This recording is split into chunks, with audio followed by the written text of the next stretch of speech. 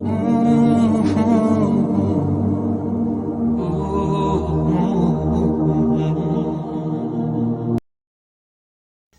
تہجد کی دعائیں ہی تمہارے لیے ایسے راستوں کا ذریعہ بنیں گی جو تمہیں قبولیت کے اس مقام تک لے جائے گا جہاں تم دیکھو گے انہیں اپنا مقدر بنتے، جن کا ملنا تمہیں ناممکن لگتا ہے۔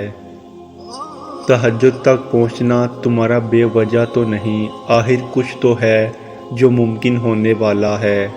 تمہاری دعاؤں کی قبولیت کی نشانی اس سے بہتر اور کیا ہو سکتی ہے؟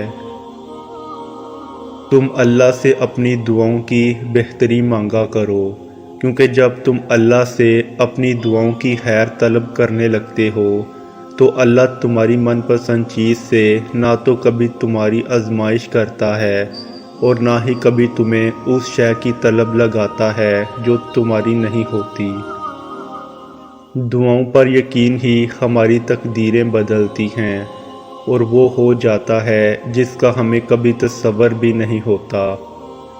ممکن ہے کہ جس دعا کی قبولیت کو تم یقین سے مانگتے ہو، یہی یقین تمہاری منزل تک تمہیں پہنچا دیتا ہے کہ وہ مجھے نواز دے گا، تو مجھے یقین اس پر وہ ایک دن مجھے ضرور نواز دے گا۔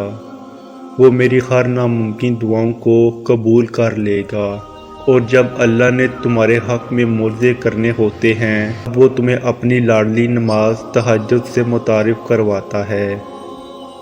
اگر اللہ نے تمہاری اس ہتھیلی کو خالی ہی رکھنا ہوتا تو وہ تمہیں کبھی بھی ان ہاتھوں کو جوڑ کر دعا مانگنا نہ سکھاتا۔